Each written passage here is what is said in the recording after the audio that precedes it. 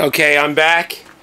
I put the cushions on the couch so I can give you an idea of how we're going to mark the spaces that we need and to give us an idea where we're at for the cushions. The fabric that's going on this has a very slight line to it that's going to have to match the cushions all the way from the inside back pillows down to the seat, down to the deck, and down to the skirt. Okay, what I do is I got the cushions in, and what I'm going to do is I just take a ruler and my marker and I put a mark where I am on the deck with the skirt. These cushions are they're Marshall units. Basically they're pretty tattered, but what we're going to do is we're going to rewrap them with some fresh batting, and they'll be brought back to life. They're going to be a little bit more crispier. Right now these are really tattered. This sofa was in much need of reupholstery for a while. I understand they had children and dogs. It happens. This is what keeps us in business. Okay, we got our mark here. We're going to do the same thing on this side. I get my mark here. This is going to give me an idea, a general idea where I am with my skirt. Because you want to make the skirt, the splits of the skirt in the front are going to actually split where the cushion splits, to make it, you know, the proper way. Unless you make a like a dressmaker skirt and the skirt is the same all the way down, but even then you still need the common sofas are with the split where the cushions are. We're going to remove the cushions. We don't need them anymore. Get them out of the way. And then I'm going to mark out a rough measurement of the skirt.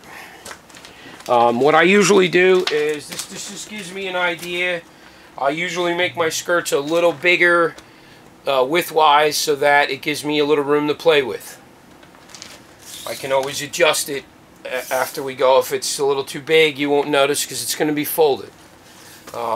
What I do is I measure to my mark, and that gives me a really good idea of where I'm at. And the same from the other side. You can kind of go from the center, you center it. Same thing from this side, and it's right on the money. I don't even really need to do too much to it. It's pretty accurate. And then what I do is I mark it out on here. I'll mark my sofa information, which I usually do is inside back, inside arm, outside back, outside arm. And then what I'll do is I'll write the information for the deck platform. I'll keep that a little separate on the side in the pad. And then I write down the information for the skirt. Usually what I'll do is I'll do the front, which will be in 3 pieces on this one. I'll mark the side. You only really need to measure one side because it's the same on the other side. On the back, on this application, it's only going to be split in half. It's not going to be 3 pieces like the front. Sometimes if you know this is never going to be visual, you can make it in one solid long piece. In this case, I'm just going to make it in split in 2. Because I know this is going to be in the middle of the room. It's going to be more decorative to have that split. And what I do is all the measurements are just basically written down from side to side, and then you add, usually what I'll do is I'll add 8 inches plus a seam allowance. So usually 9 inches will give me enough material to sew my decking. I'm going to use the same material that I use for the deck for the back of the skirt, and then it's going to be filled with a lining that actually keeps it stiff so that when it lays down it's nice and crispy and it lays right down into the floor. What I usually do is when I mark the skirt, I usually I'll measure and I right from the floor up to where I'm going to go, and then what I'll do is I just adjust it a little bit. I only take a 1/2 inch. Sometimes it's 3/4 of an inch.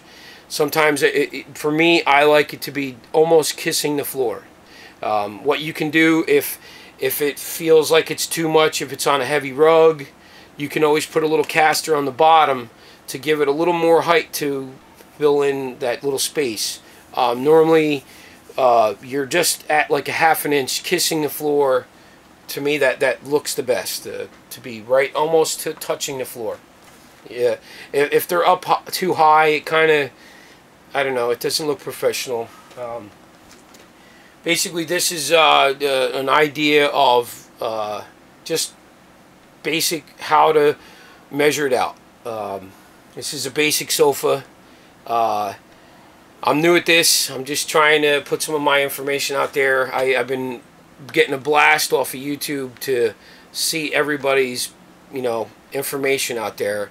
And I've been doing this so many years, it's gotten a little boring for me, so I'm trying to spice it up a little by doing this, putting some videos out there. This is going to be my first one, so here it is. Thank you for watching.